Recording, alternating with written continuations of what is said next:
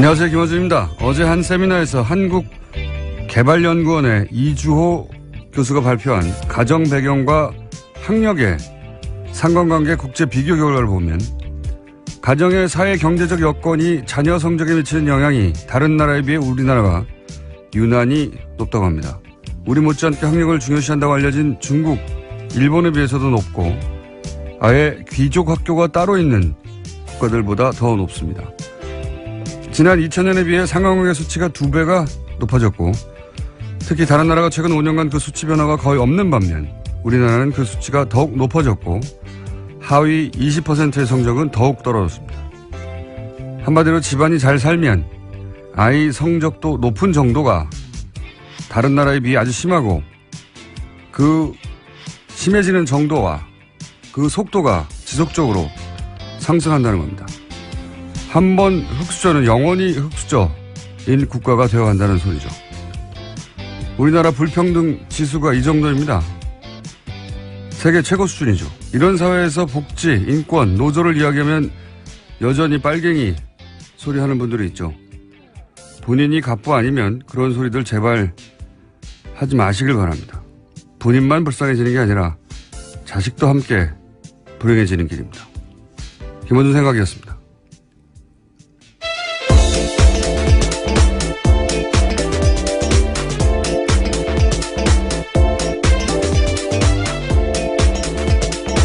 시사인의 김은지입니다. 원래 이게 이제 개천에서 용난다는 이야기는 사실이 아니라고 얘기한 지가 오래됐는데, 예. 그런 이야기가 처음 나오기 한 10몇 년 됐거든요. 그 이후로도 지속적으로 나빠지고, 지금 세계 최고 수준에 이르렀다. 이주호 교수님 저희가 한번 모셔봐야 되겠습니다. 그걸 수치화해서 다른 나라와 비교해서 발표를 했어요. 네, 교육을 통한 불평등 재생산이라고 하는 건 굉장히 중요한 문제예요. 예, 예전에는 교육을 통해서 사실은 그런 계층 사다리를 올라갈 수 있는 그런 길이었는데 교육이 그걸 오히려 강화시키고 있어요. 예. 교육조차 이런 나라가 됐습니다. 최근 10년 이상. 자, 첫 번째 뉴스는요. 네, 내일 이재용 삼성전자 부회장의 1심 선고가 있습니다. 어제 김진동 부장판사는 이 부회장의 선고를 TV 생중계하지 않겠다라고 밝혔습니다. 뿐만 아니라 법정 촬영도 허가하지 않았는데요. 재판부는 피고인 5명 모두 촬영이나 중계에 부동의한다는 내용의 의견서를 제출했다면서 헌법상 보장되는 무죄 추정의 원칙도 함께 고려했다라고 밝혔습니다. 그러니까 재판 중계로 실현될 수 있는 공공의 이익과 피고인들이 입게 될 회복하기 어려운 불이익과 손해 등을 비교해서 선고 재판 중계를 불허했다라는 겁니다. 이해가는 측면도 있긴 있어요. 지금 이제 대법원에서 그렇게 결정을 했지만 재판부가 알아서 판단하도록 했거든요. 예, 강제한 게 아니라 부담이 되겠죠. 그리고 뭐 피고가 다 부동의한 것도 부담이 되고 무죄 추정의 원칙이야 뭐 기본이니까. 예. 근데 이제 동의가 잘 안 되는 부분은 이 공익성이 부족하다, 없다고 하는 부분은 잘 동의가 안 되는 게 이게 이 결과는 그냥 생긴 게 아니고 천 몇백만이 이제 몇 개월 동안 거리로 나와서 이야기를 했고 주장을 했고 국민들 요구를 했고 그 결과로 이제 탄핵이 된 대통령에게 뇌물을 공유한 대한민국 최고 기업의 기업주잖아요. 예. 그런 재판이 이제 결과가 드디어 나오는데 그 선고를 중계하는 게 공익성이 없다고 하면 세상에 어떤 재판이 선고 공익성이 있겠습니까? 네. 게다가 판결 내용은 어차피 다 기사로 나오게 되고요. 내용도 다 알려지게 됩니다. 네. 피고인 얼굴을 보도하겠다라는 게 아니고 재판장에 그 내용들을 알려주겠다고 하는 건데도 공익성이 없다. 공익성이 더 부족하다라고 판단하는 것들은요. 아쉬운 점이 있습니다. 아마도 저나 이 방송을 듣는 분들이나 우리 생에 이거보다 더 큰 재판이 있을 가능성은 그렇게 높지 않아요. 예. 삼성의 오너가 이런 재판을 대통령에게 뇌물을 공유했다고 구속된 채로 재판을 받고 그 재판 결과가 최초로 탄핵된 대통령에게 영향을 미치고 이 재판이 공익성이 없으면은 어떤 재판이 공익성이 있겠습니까? 네. 자, 이제 내일이죠? 네, 내일 오후 2시 반입니다. 저희는 월요일 날 다루게 되겠네요. 그렇죠. 네. 결과가 어떻든 아주 대단한 반향이 있을 거라고 봅니다. 예. 자, 어쨌든 이재용 선고 재판은 생중계를 하지 않는 것으로. 예, 하지 않는 것으로. 예. 그냥 저희는 어떤 사진도 못 찍겠으니까 촬영도 안 되겠으니까 예, 아예 텍스트만 보게 되겠네요. 네, 허용된 150명만 들어가서 이제 볼 수 있게 되는 거고요. 그 전달된 내용들을 알게 되는 거죠. 물론 뭐 기자들이 들어가서 지면 중계는 하겠죠. 어쨌든 보지는 못하게 됐습니다. 다음 뉴스는요. 네, 삼성그룹 미래전략실 장충기 전 차장 관련된 소식 계속 전해드리고 있는데요. 이번에도 관련 뉴스 JTBC에서 나왔습니다. 장 전 차장이 이현수 전 국정원 기조실장과 1년 동안 150차례나 연락을 주고받았다라는 건데요. 2015년 중반부터 지난해 11월 초까지입니다. 상당수는 업무 시간에 이뤄졌고요. 이 전 실장을 통해서 각종 정보가 장 전 차장에게 넘어갔을 가능성이 크다라는 겁니다. 그러니까 이게 이제 업무였어요, 업무. 예. 150여 차례면 1년에 주말 빼고는 이틀에 한 번씩 했다는 거잖아요. 그렇죠. 그리고 근무 시간에 통화했다는 거 아닙니까? 이거 업무였어요, 그러니까. 그들의. 예. 삼성이 정부 위에 있다는 이야기, 반농담처럼 많이 했는데, 예.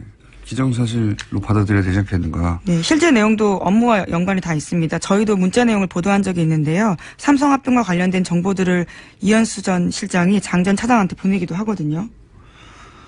그러니까요, 뭐, 감사원 인사라든가, 또는 뭐, 삼성 합병과 관련된 정보를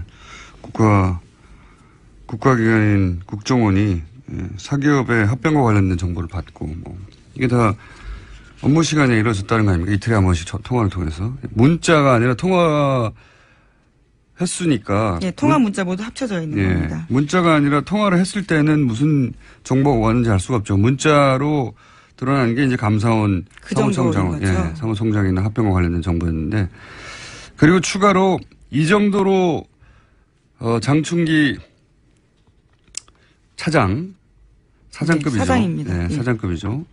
미전실의 차장은 사장급입니다. 낮은 것 같지만. 그리고 미전실 있는 분들은 다 삼성전자 출신이에요. 그러니까, 지난번에 한번 얘기했지만, 삼성전자 출신들로 이루어진 미전실의 삼성전자의 부회장이 자기는 미전실에 근무하지 않았다. 미전실과 무관한 것처럼 얘기하는 건 말이 안 되는 거죠. 어쨌든, 이걸 통해 또 한 번 얘기할 수 있는 게 이거예요. 그 국정원의 이제 추국정 얘기도 저희가 며칠 전에 했지 않습니까? 그 3인방 인맥이고 최순실 라인이고 그리고 국정원 자체 조사라도 국정원의 그 개통을 거치지 않고 추국정이 직접 청와대에 직거래했다는 거죠. 청와대에 직거래했다는 얘기를 국정원도 알고 있었다고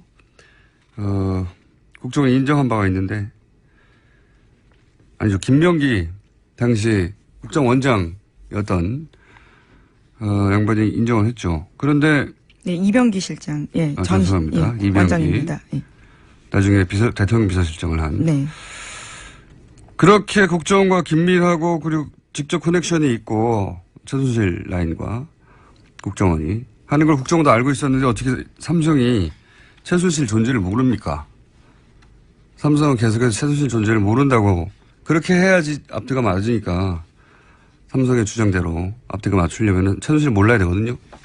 모른다는 걸 도저히 받아들일 수가 없는 정황이시거든요. 자, 다음 뉴스는요. 네, 박근혜 정부의 청와대가 2015년 재보궐선거에서 보수단체를 동원하려 한 정황이 나왔다라는 SBS 보도가 있습니다. 지난 1월 달에 박영수 특검이 이병기 전 비서실장의 수첩을 압수수색했는데요. 이 해당 수첩에는 이러한 내용이 있습니다. 새누리당 4월 재보선 대응이라는 메모인데요.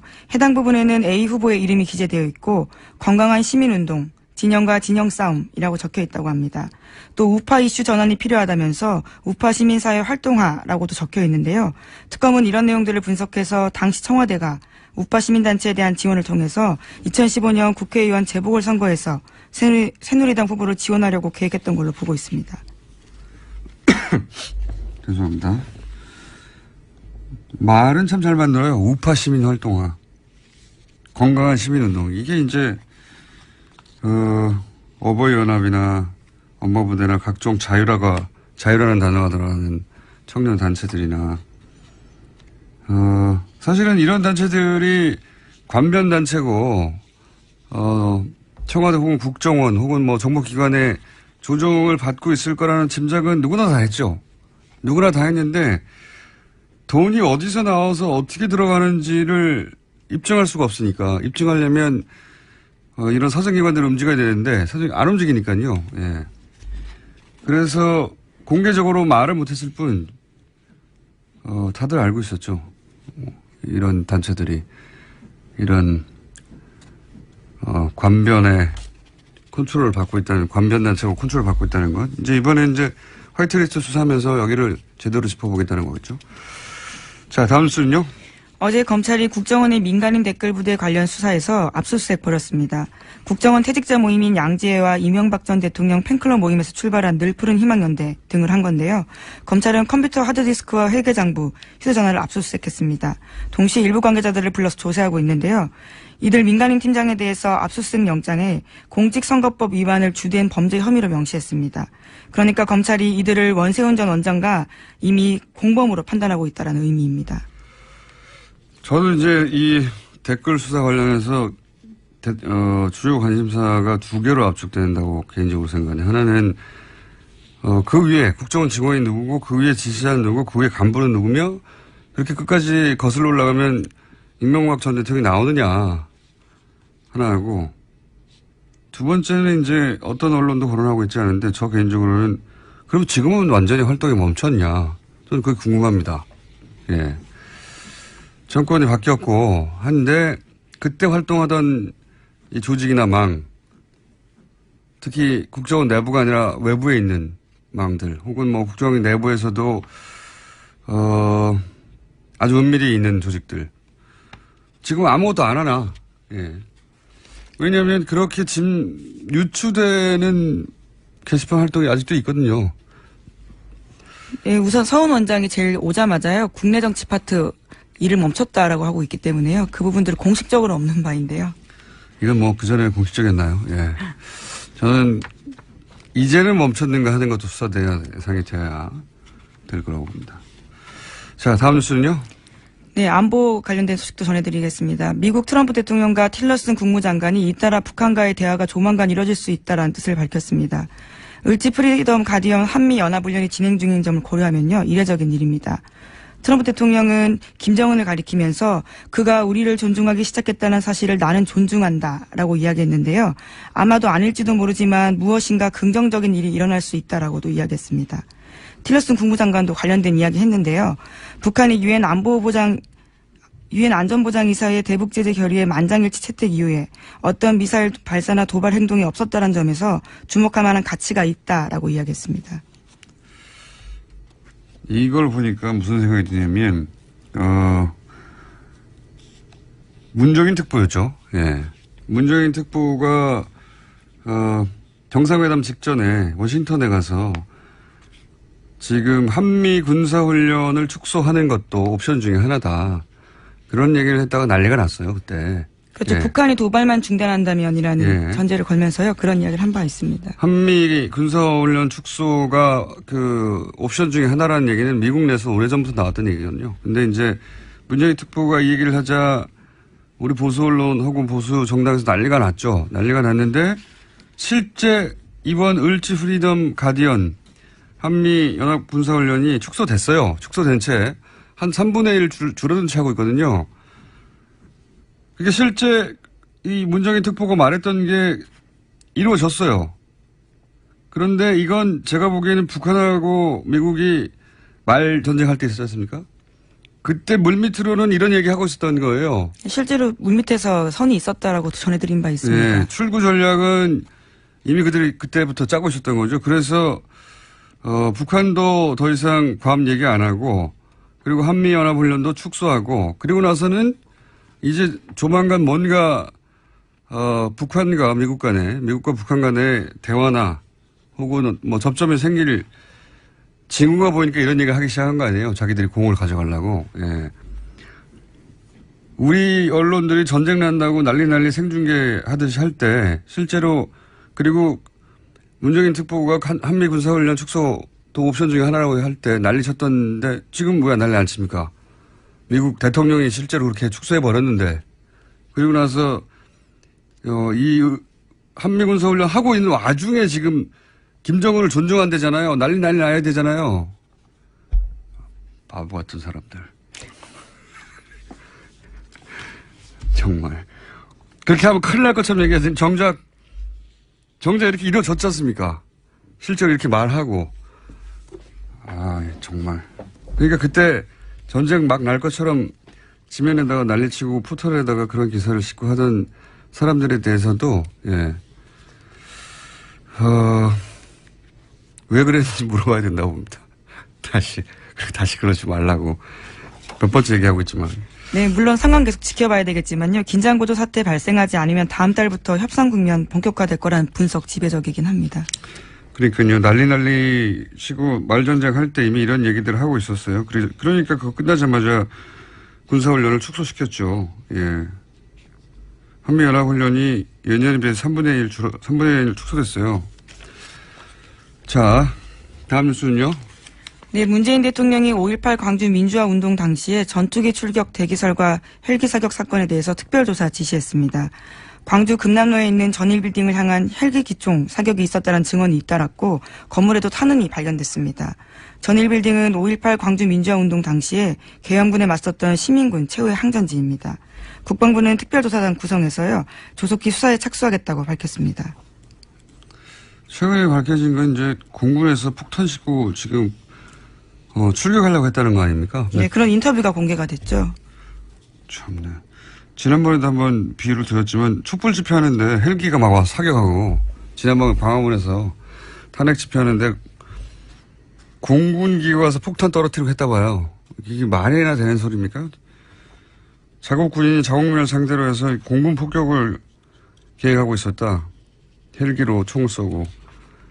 그런 계획을 하고 있었고 실제 그중에 절반을 시행을 한 거죠. 헬기 기총 사격은 실제 있었다고 그렇죠. 보여지니까.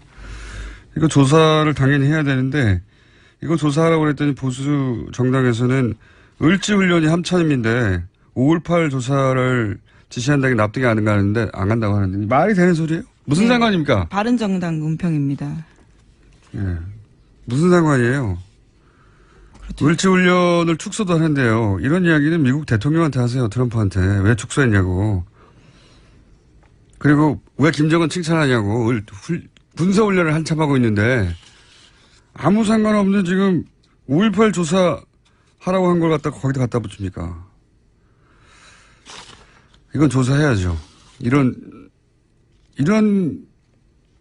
지시를 누가 했을까요? 네, 우선 전두환 전 대통령 같은 경우에는 학살도 발포 명령도 없었다라고 계속해서 주장하고 있습니다. 처음부터 뭐 북한 때문에 그런 일을 한다고 그랬었으니까요. 폭탄을 비행기에 싣고 투하하려고 했다니까 정말 이 지시를 누가 내는지 꼭 찾아야 된다고 봅니다. 저는. 다음 뉴스는요? 네, 바른정당 김무성 의원과 자유한국당 정진석 의원이 토론 모임인 열린 토론 미래를 발족하기로 했습니다. 앞으로 자유한국당과 바른정당 간 연대 또는 통합의 가교 역할을 하는 게 아니냐라는 관측이 여의도에서 나오고 있는데요. 국민의당 소속 의원들한테도 발족 취지문과 함께 가입 의향서 보냈다라고 합니다. 새로운 정당을 구성하나요? 자유당의 일부, 바른당의 일부, 국민당의 일부 이렇게 해서 제3의 보수 이런 걸 구성하는 걸까요? 김무성 의원이. 예. 요즘 당내에서 이제 영향력이 많이 줄어서 시간이 많으실 테니까 예. 새로운 구상을 할 수도 있죠. 어쨌든 그런 모임이 있다고 합니다. 자, 하나 정도 더 하고 끝낼 수 있을 것 같습니다. 예. 네, 유럽에서 이번에는 간염 바이러스 소세지 파문이 일고 있습니다. 더 타임스와 미러 등 영국 언론의 보도인데요. 21일 네덜란드와 독일산 돼지고기로 만든 소세지와 햄을 통해서 영국인들이 E형 간염 바이러스에 감염되고 있다라는 겁니다. 이게 살충제 달걀도 유럽에서 시작됐고, 이제 유럽에서 시작돼서 이게 유럽의 10몇 개국인가, 16개국인가요? 7개국으로 퍼져나갔거든요.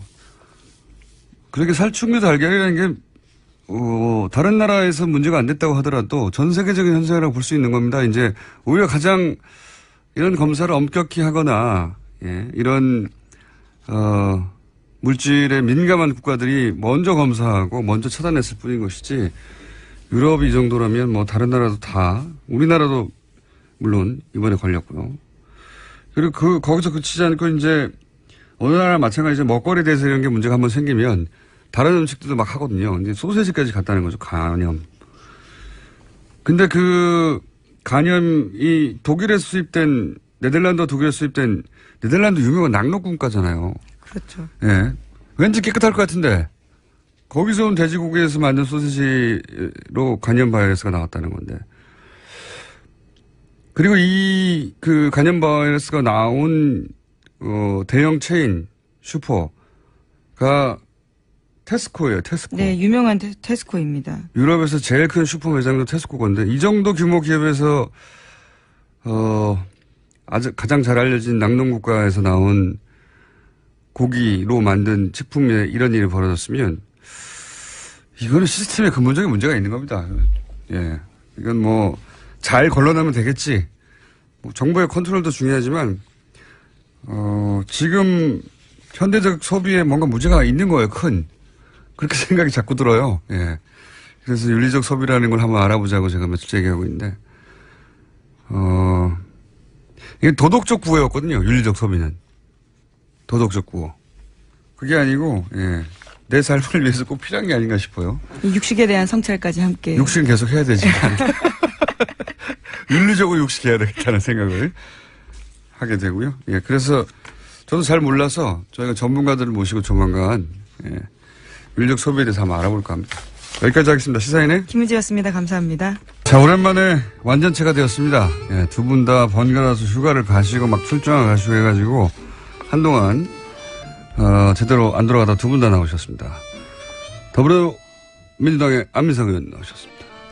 네, 수도권 내리사선 안민석 의원입니다. 오랜만입니다. 수도권 내리사선 코멘트는 자유한국당의 김성태 의원님 나오셨습니다. 예, 김성태입니다. 예, 반갑습니다. 자, 오랜만에 두 분이 나오셨는데 각자 나오시니까 재미가 없더라고요. 그래서 그러니까 뭐 지금 당연히 그런 자기 고백을 교통방송은 좀 해야 돼요. 특히 김어준 공장장은. 어떤 고백을 해야 됩니까? 지난주 방송은 분명히 우리 두 사람이 안 하기로 하지 않았습니까? 그래요. 안 의원님하고 저하고 이렇게 제작진이 같이 상의해서 결정한 건데 나 없는 사이에 또 무슨 작당하려고 그렇게 그냥 나만 빼놓고 방송. 그거 안 맞는 거예요. 공영방송이 이렇게 네. 기억이 안 나는데. 야당 패싱하고 탄압으로 이렇게 일관한다면은 앞으로 아마 청취자들 다 놓치게 될 거예요.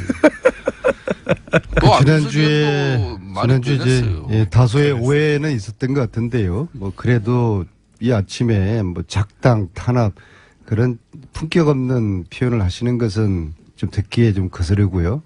뭐 제가 이제 여당이 되었으니까 야당의 터무니없는 공격을 감수할 그런 이제 방패 역할을 할 각오는 돼 있지만은 그래도 품격을 잃지 않는 그런 야당의 공격 기대를 하고 특히 김성태 의원님 지난주에 말씀하세요. 그리고 제가 나오기 전에 PD가 전화하기로 돼 있었던 거 아닌가요? 네. 그래서 제 기억에도 제가 지난주 안 나오는 걸로 김성태 의원님이 못 나오신다고 그래서 그렇게 통 크게 안 나오는 걸로 합의들이 됐던 것 같은데 PD가 김성태 의원님이 나오실 거라고 이렇게 이야기를 조금 애매하게는 했어요. 그래서 내가 의사를 확인하려고 전화를 드렸는데 전화를 안 받으셔서 저는 뭐 PD 말을 믿고 나왔습니다. 어쨌거나 저 혼자 나와서 그게 김성태 의원님은 굉장히 그 서로 간의 신뢰를 무너뜨리는 뭐 그런 그까지 지금 비하하고 계시니까 아무튼 사과드리겠습니다. 뭐 무슨 말인지 잘 모르겠습니다. 사실은 한참 들었는데. 정치판에서도 그래도 김성태 의원하고 정치하면은 신뢰 하나는 서로 보장되고 오래 가져간다는 건데. 그게 이제 상당히 자유한국당 복당으로 무너지지 않았나요? 뭐 상당히 편향적이어서 이 방송이 이렇게 흘러가는 거예요. 나는 안민석 의원이 원래 그런 분은 아니에요. 제가 복당한 건 아니죠. 의원님이 복당하셨는데. 그러니까 요새 안보 관련해서 코리아 패싱이란 말도 많이 나오지만은 이 방송에서 야당 패싱하는 경우는 또 처음 보는 것 같아요. 그래서 제가 뭐 어쨌거나 이 월요일 아침에 약속은 지켜야 되겠다, 출연해야 되겠다 이렇게 생각하고 이번 주말에 그 미국 LA하고 버클리대에서 이제 초청을 해서 강연을 가는데요. 목요일날 다음 주 목요일날 새벽 LA대도 있습니까? LA대? LA는 교포들이고 버클리대는 그 대학에서 초청을 한 건데요. 목요일날 새벽 5시에 제가 도착을 하도록 비행기표를 맞췄습니다. 왜냐하면 이 방송을 출연하기 위해서. 네. 아무튼 앞으로 빠지지 않겠습니다. 초청을 받으신 건 맞습니까? 버클리대라고는 아시죠? 네. 아주 미국의 좋은 대학인데 그 대학에서 초청을 받았어요. 샌프란시스코에 있는. 예. 그러니까 그렇죠. 어제 지난주에 제가 없으니까 방송 중에서도 제가 뭐 국정원 뭐 이렇게 TF 위원으로 참여했다고 그러는데 그게 다 차고잖아요. 내가 그런 회의에 참석한 거 봤습니까? 못 봤죠? 그게 이름이 나와 계시던데. 그게 이름이 국회의원 김성태가 한 명입니까? 예? 아, 다른 김상태요. 아니, 그러니까 그분도 아니고 이게 역시. 착오로 이렇게 들어가 있는 걸. 아, 그러셨군요. 네. 역시 김성태 의원님은 저희들을 실망시키지 않았습니다. 이 정도로 올라가고. 빨리 김우중 국정원 진행하십시오. 반개혁 위원회 거기는 그 김성태 의원은 다른 분이죠. 그러니까 아예 김성태가 다른 분이 또 계셔요. 김성태는 아예 다 포함 안 되고 있습니다. 네. 잘못 알려진 오보군요. 예. 큰 오해가 풀렸습니다. 자, 그럼 뒤늦은 100일 평가 잠깐 해보죠. 왜냐하면 지난주에 저희가 방송에 없었기 때문에 짧게 근데 다들 뭐 여기저기서 100일 평가 나왔는데 예. 문재인 정부 100일 평가 짧게 김성태 의원 해보시면요. 저는 참 권력이라는 것은 이 무한하고 특히 저항적 대통령 제하에서는 정말 많은 권력을 휘두를 수 있는데 이 권력이라는 것은 잘못 쓰여지면 바로 독으로 돌아옵니다.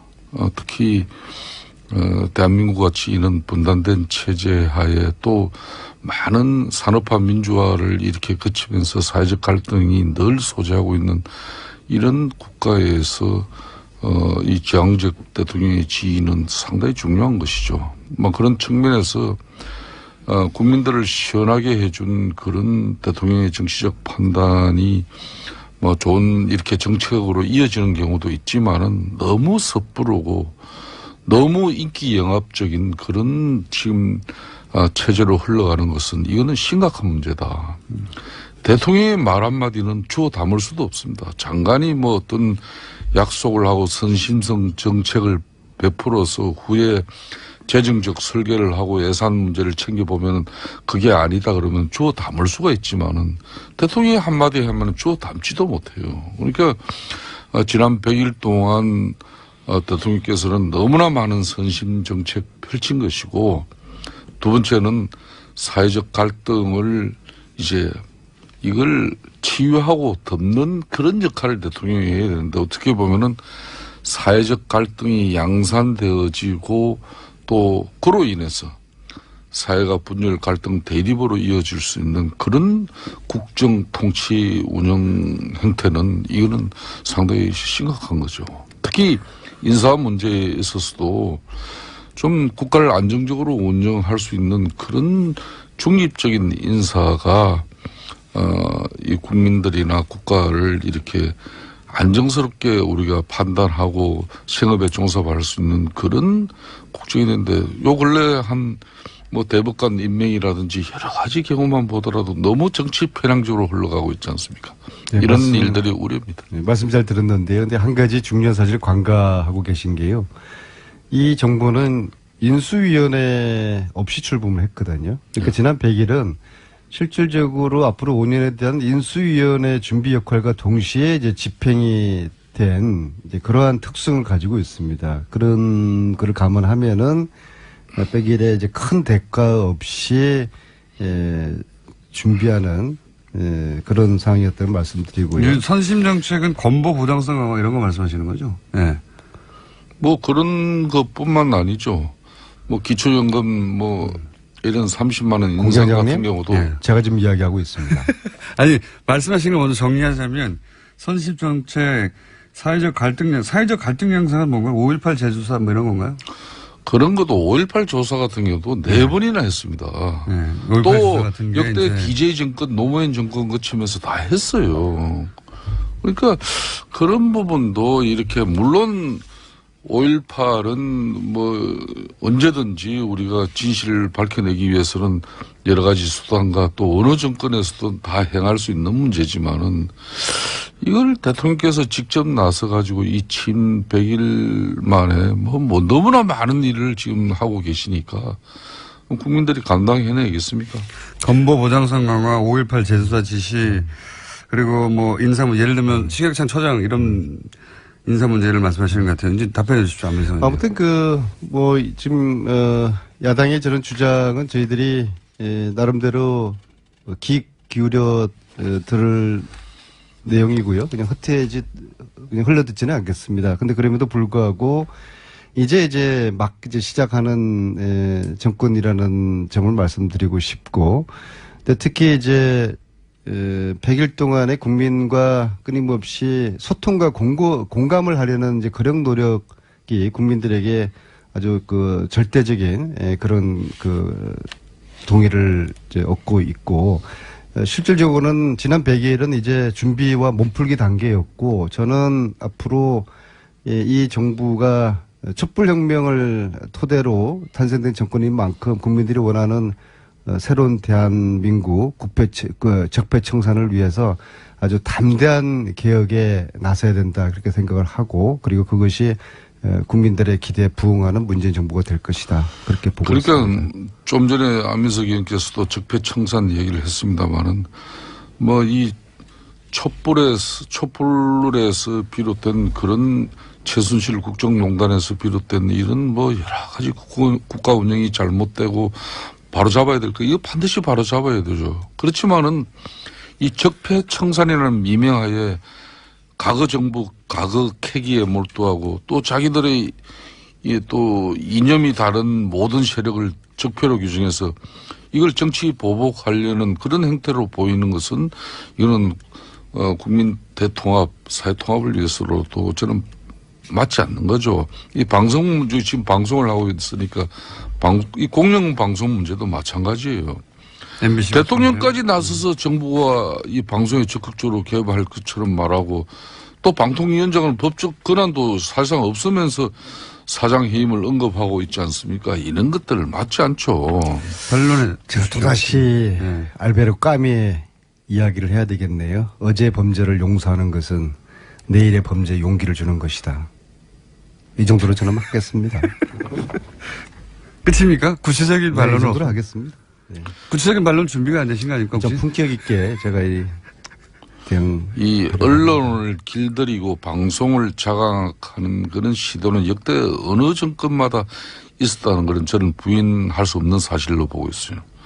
하지만 과거 그 정권들 다 말로들이 얼마나 불행했습니까? 그래서 저는 문재인 정권만은 정말 당당하고 정의롭게, 그리고 그렇지 않아도 국민들하고 소통하면은 국정 운영하는데 저는 큰 애로 없다고 봅니다. 굳이 언론의 힘을 비정상적으로 빌어서 그럴 국정 운영할 그런 계제도 아니고. 근데 지금 차이는 좀 있지 않습니까? 과거하고. 예를 들어서 과거에는 정권이 이제 KBS 사장을 찍어냈으면 이번에는 KBS나 MBC의 내부 구성원들이 갈아야 된다고 이렇게 나선 게 차이가 있지 않습니까? 과거에도 보면은 MB 때도 정년주 사장 KBS, 그죠? 네. 인위적으로 이렇게 교체한 그 모양새가 MB 정부가 결국 이 좋게 마무리되지 않았잖아요. 제 말은 뭐냐면 그때하고는 다르게 그때는 위에서 눌렀는데 지금은 구성원들이 자사의 사장을 이 사람하고 같이 일을 못한다고 하는 거는. 그러니까 노사 문제에서 비롯된 것은 노사 문제로 풀어야 되는 것이고, 또 사내 또 구성원들 간의 갈등 문제는 갈등 대립이 있다 하더라도 그 문제는 또 그 내에서 풀어야 되는 것이지, 이걸 제가 드리는 말씀은 너무 정권이 초기에 개입하고 있다는 겁니다. 그러면 누가 봐도 그 노조의 정당한 주장도 이거는 정권하고 결탁한 목소리가 아니냐, 이런 의아심도 가지겠죠. 그거는 과거에 자유한국당이 그래 왔기 때문에 그렇게 보시는 거 아니에요? 근데 제가 이렇게 야당의 이 평가나 주장을 이렇게 보면서요, 두 가지 제가 좀 말씀드리고 싶은 게, 첫째는. 세 가지 말씀하실 것 같은데. 네, 첫째는 이게 정치가 자기가 잘해서 점수를 얻으려고 하는 정치가 있고, 남을 깎아내려서 점수를 얻으려는 정치가 있는데, 지금처럼 자기들은 대안이나 별 하는 역할 없이 자꾸 상대를 혹독하게 비판해서 국민들의 마음을 얻으려고 하는 이 정치로서 선거하지 못할 것 같고요. 네. 그다음에 두 번째로는 지금은 국민들의 다수 80% 이상이 문재인 정부를 지지하지 않겠습니까? 70%에서 80% 사이. 네, 그 다수의 지지 속에는 국가를 제대로 만들어 달라는 거거든요. 적폐를 청산하고 국가 개혁을 해달라는 거기 때문에 저는 이 시점에서 야당은 여당과 함께 여야 또 문재인 정부와 함께 선의의 개혁 경쟁을 해서 국민들에게 마음을 얻으려는 그런 정치를 해야지 야당도 스스로의 공간을 더 넓혀 나갈 수 있다는 그런 저는 충고를 드리고 저는 안민석 의원의 말씀을 대체로 다 공감합니다. 사실상 지금 대한민국은 이런 보수의 큰 위기지 않습니까? 사실상 이 보수의 위기라고 그러는데 저는 보수의 위기라고 보지 않습니다. 자유한국당이 큰 위기지 보수의 위기. 나머지 자유한국당이 대변하는 보수하고 다른 보수는 어디 있습니까? 그러니까 바른정당이 있지 않습니까? 자유한국당이 국민들에게 신뢰와 또 지지를 확보하지 못하고 있는 것은 그만큼 최순실 국정농단으로 비롯된 대통령 탄핵까지 이루고 또 촛불에 의한 또 정권 교체까지 이루어졌지만 아직까지는 우리가 정신을 못 차리고 있다는 거거든요. 그 정신을 못 차렸다는 것은 우리가 변화하고 계획하지 못한다. 핵심하지 누구 때문입니까? 정신을 못 차리고 있는 그러니까 이런 문제인데. 아니 친박 청산 못 하고 있죠. 또 최순실 재산몰수 특별법 전부 다 지금 그러니까 반대 내지는 이런저런 핑계로 동의하지 않고 있지 않습니까? 제가 지금 이런 안민석 것들을 의원이 하셔야지 국민들의 마음을 바로 지적했듯이 국민적 신뢰와 지지도 이렇게 뒷받침되지 않는 야당이 무슨 정권 비판하냐. 솔직히 조금 전에 그 이야기거든요. 그런데 역설적으로 또 이야기하면은 문재인 정권도 사실상 이게 최순실 국정농단에서 비롯된 행편없는 국정 운영의 결과가 은혜적으로 수혜적으로 문재인 정권이 이렇게 탄생한 부분도 있습니다. 그러니까 야당으로서 민주당이 정말 정권을 이렇게 수권 정당이 되기 위해서 이렇게 열심히 노력한 부분도 있지만은 그것보다는 박근혜 대통령과 당시 새누리당인 저희들이 잘못해서 한마디로 정권을 가져간 겁니다. 그렇기 때문에 제가 문재인 정권 100일을 평가해달라고 말씀하시니까 드리는 말씀은. 저희들을 자꾸 깎아내리는 하지 말고 저희 이야기는 한번 해보세요. 정권 가지고 너무 국정운영 즐기지 말라는 거예요. 이 권력 가지고 즐기면요. 이거 오래 가지 못합니다. 그러니까 인기 영합적 국정운영 형태는 위험하다는 거예요. 대통령 정치 그만해야 됩니다. 모든 게 지금 대한민국은 문재인 대통령 혼자만 있는 것이지 민주당 안민석 의원하고 김성태 의원하고 협의하고 또 합의해가지고 국민을 만족시키고 국민을 이해시키는 그런 정책이나 정치가 지금 없잖아요. 대통령 정치 이거 위험합니다. 언제까지. 친박 청산은 안 하세요? 그거는 우리 당에게 맡겨놓으세요. 그러니까 그런 거를 국민들에게 제대로 좀 보여주세요. 네. 근데 의원님 오래 가지 못할까봐 걱정하시는 듯이 들리는데 이렇게 가면 오래가지 못한다고 하시는데. 아닙니다. 저는 어떤 경우든 문재인 정권에 이렇게 하면 오래 갈까봐 걱정하시는 거 아니에요? 그 오래 가는 게 좋아요. 잘해가지고. 그렇지만은. 오래 가면은 자유한국당이 집권을 못하지 않습니까? 우리가 정권을 가지지 못하고 집권을 하지 못하더라도 대한민국 사회가 안정되고 경제적으로 발전을 하고 국민들의 삶의 질이 좋아지면은 굳이 야당이 정권을 잡아야 된다는 그런 게 어디 있습니까? 그러면은 마음에도 없는 지금 말씀을 이렇게 하셔요. 아니 이렇게 가면 오래가지 못한다고 하니까 지금 그러면 이렇게 하도록 내버려 두셔야죠. 지금 사실상 문재인 대통령 너무 잘하고 있어요. 근데 그러니까 계속 잘할까 보는 거 아니에요? 너무 잘하려고 하면은 무리하게 됩니다. 그러니까 우리도 잘할 테니까 야당도 잘하시고요. 무리하기를 기다리셔야 되는 거 아닙니까? 너무 잘하려면은 돈이 많이 들어요. 그러니까 그 돈이 많이 드는 게 이제 정치인이 한 사람으로서 걱정된다는 거죠. 이게 나중에 2년 3년 지나면 다 국민들 부담으로 돌아갑니다. 아니 그러면은 그때 인기가 대폭락하면 자유한국당에 좋은 거 아닙니까? 그러니까 가만히 내버려둬 잘한다. 자유한국당 지금 야당은 아까 안민석 의원 말씀하셨지만은 문재인 정권이 실패하고 또 정책적 오류를 이렇게 많이 남발하면은 그때 우리 국민들한테 또 기회를 맞이합니다. 네, 그러니까 내버려 두셔야죠. 계속 그렇게 하라고. 그러니까 그 안에 우리는 자성하고 또 반성하면서 혁신하고 기다리면 되는데 네. 그 평가하시라니까. 또 제 말은 앞뒤가 안 맞지 않습니까? 그렇게 실수하면 우리한테 기회가 오는데 이렇게 가면은 이렇게 가는 게 실수한다고 자꾸 공격하시면 안 되죠. 이렇게 가면 실수면 내버려 두셔야죠. 아니죠. 내버려 두셔야지 빨리 망하죠. 아니 실수도 이렇게 국민들 혈세가 낭비되고 국가 재정이 파탄나는 쪽으로 이렇게 잘하려고 하면은 그거는 야당이 이야기를 해야죠. 그럼 좋은 실수도 있습니까? 좋은 실수 있죠. 지난번처럼 네. 저 이순신 합참의장 퇴임할 때 대통령께서 해외여행 한 번 못했다니까 그 아들 딸이 캐나다에 있으니까요. 그 항공권 끌어준 거 얼마나 저는 그거 감동이었어요. 그게 무슨 실수인가요? 그런 거는 큰 돈 들이지 않고도 국민들에게 감동을 줄 수 있는 부분이 있는데 예. 너무 요즘은 근데 건보 보장성 강화 이런 거는 그것도 좋죠. 해야죠.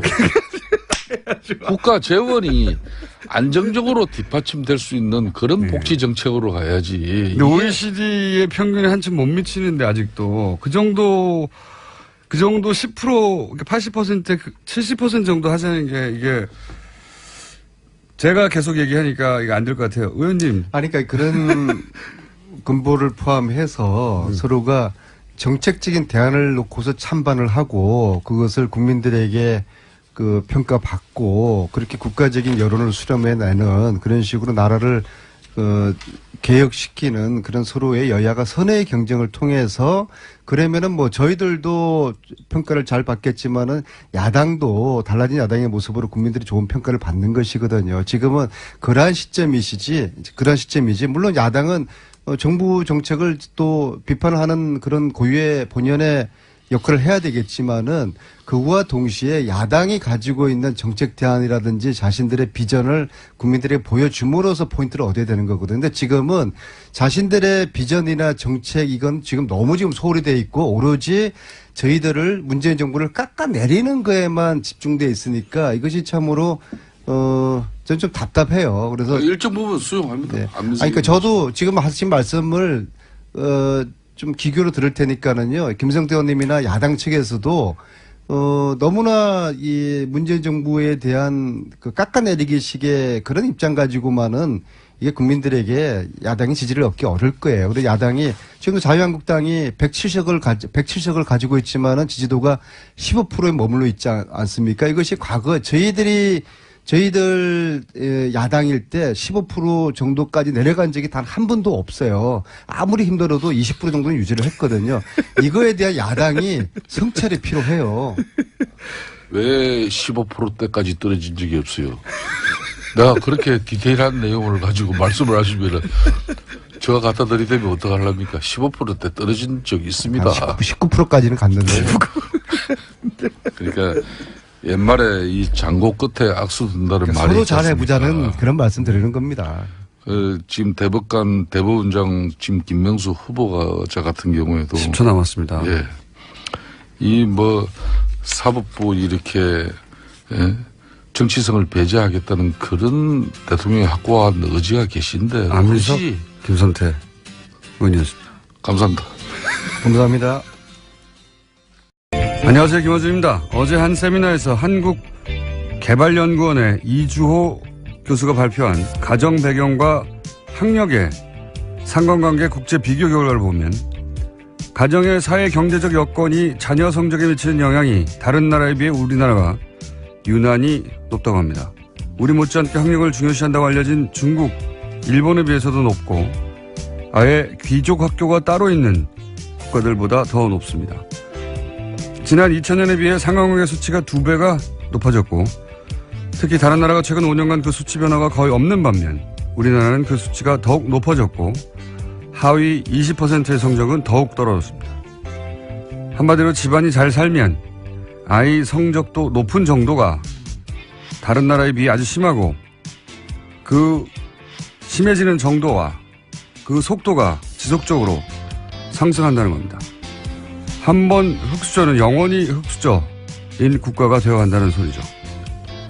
우리나라 불평등 지수가 이 정도입니다. 세계 최고 수준이죠. 이런 사회에서 복지, 인권, 노조를 이야기하면 여전히 빨갱이 소리 하는 분들이 있죠. 본인이 갑부 아니면 그런 소리들 제발 하지 마시길 바랍니다. 본인만 불쌍해지는 게 아니라 자식도 함께 불행해지는 길입니다. 김원준 생각이었습니다.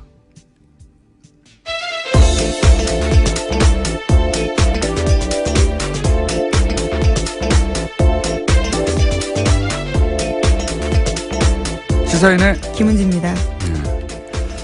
원래 이게 이제 개천에서 용난다는 이야기는 사실이 아니라고 얘기한 지가 오래됐는데, 예.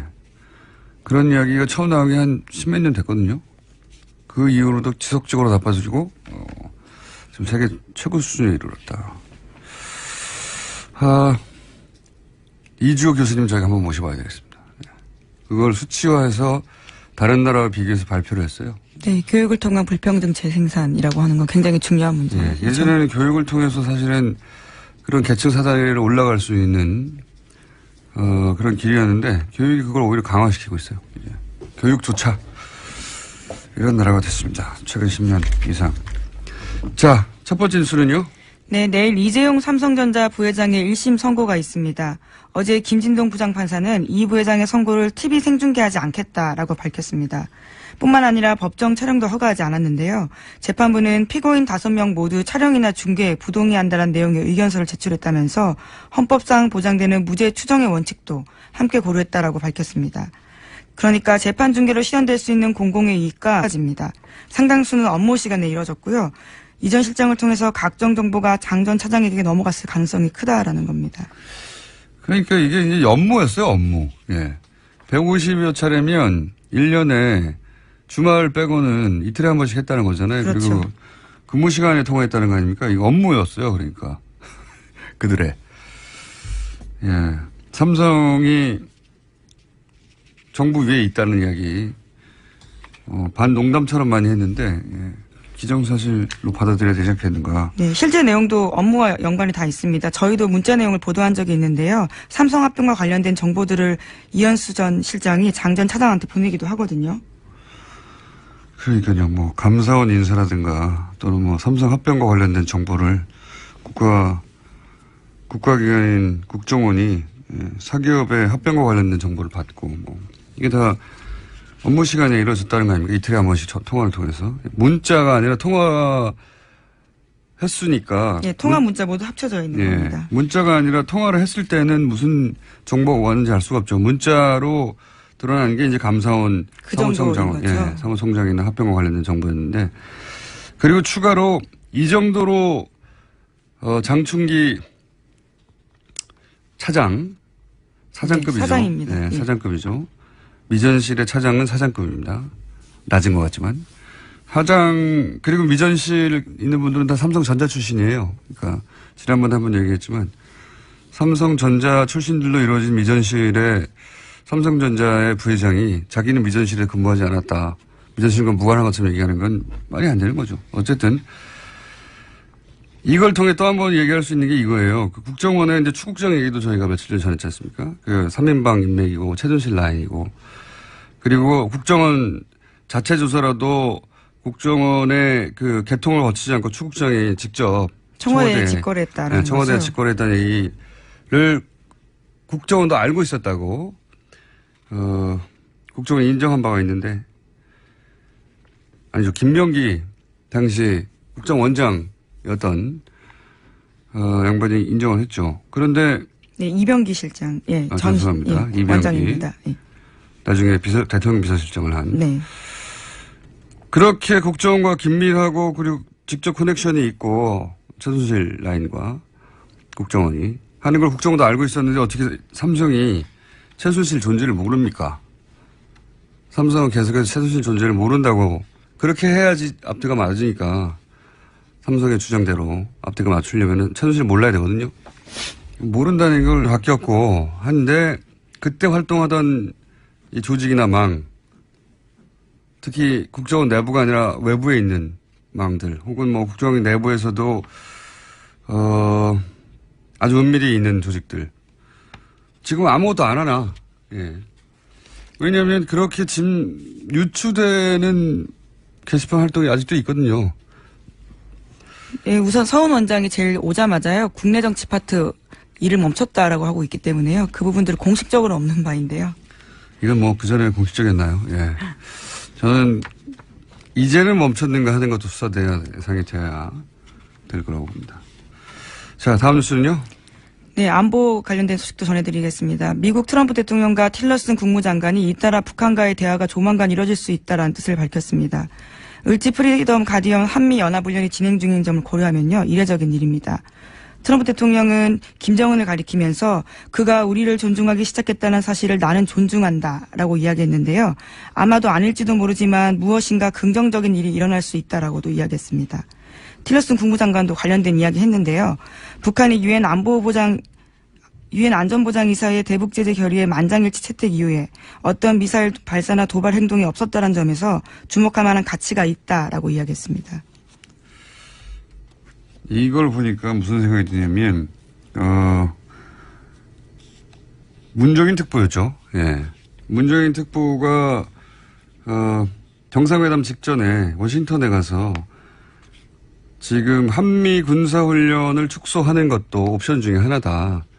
그런 얘기를 했다가 난리가 났어요, 그때. 그렇죠. 예. 북한이 도발만 중단한다면이라는 예. 전제를 걸면서요. 그런 이야기를 한 바 있습니다. 한미 군사훈련 축소가 그 옵션 중에 하나라는 얘기는 미국 내에서 오래전부터 나왔던 얘기거든요. 근데 이제 문정인 특보가 이 얘기를 하자 우리 보수 언론 혹은 보수 정당에서 난리가 났죠. 난리가 났는데 실제 이번 을지 프리덤 가디언 한미 연합 군사훈련이 축소됐어요. 축소된 채 한 3분의 1 줄어든 채 하고 있거든요. 그게 실제 이 문정인 특보가 말했던 게 이루어졌어요. 그런데 이건 제가 보기에는 북한하고 미국이 말 전쟁할 때 있었지 않습니까?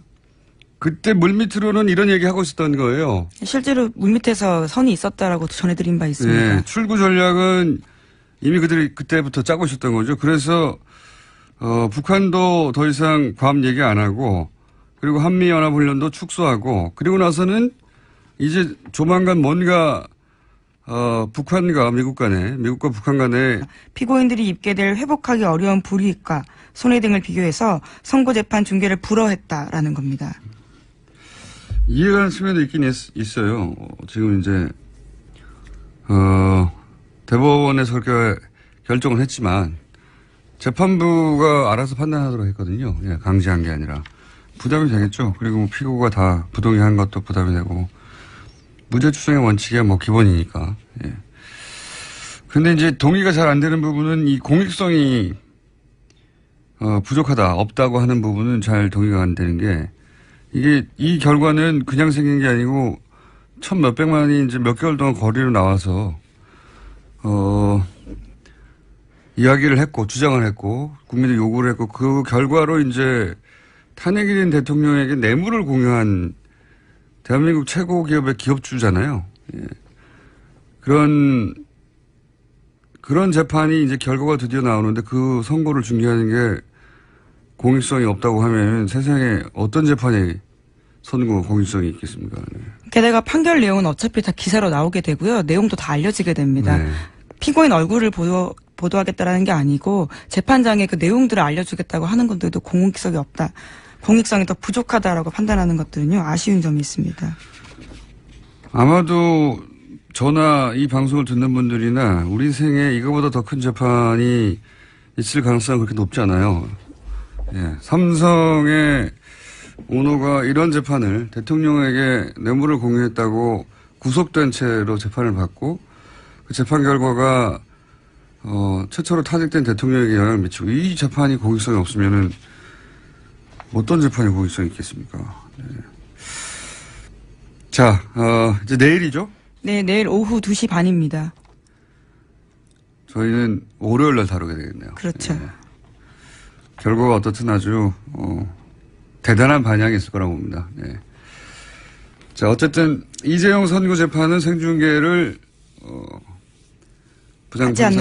하지 않는 것으로 예. 그냥 저희는 어떤 사진도 못 찍겠으니까 촬영도 안 되겠으니까 예. 아예 텍스트만 보게 되겠네요. 네, 허용된 150명만 들어가서 이제 볼 수 있게 되는 거고요. 그 전달된 내용들을 알게 되는 거죠. 물론 뭐 기자들이 들어가서 지면 중계는 하겠죠. 어쨌든 보지는 못하게 됐습니다. 다음 뉴스는요. 네, 삼성그룹 미래전략실 장충기 전 차장 관련된 소식 계속 전해드리고 있는데요. 이번에도 관련 뉴스 JTBC에서 나왔습니다. 장 전 차장이 이현수 전 국정원 기조실장과 1년 동안 150차례나 연락을 주고받았다라는 건데요. 2015년 중반부터 지난해 11월 초까지 도저히 받아들일 수가 없는 정황이시거든요.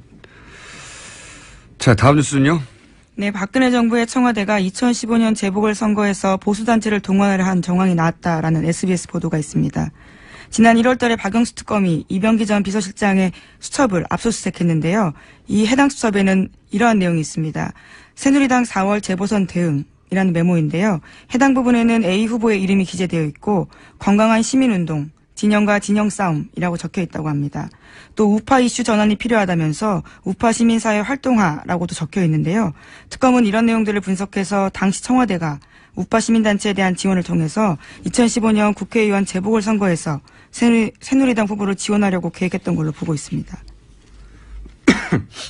죄송합니다. 말은 참 잘 만들어요. 우파 시민 활동화. 건강한 시민운동. 이게 이제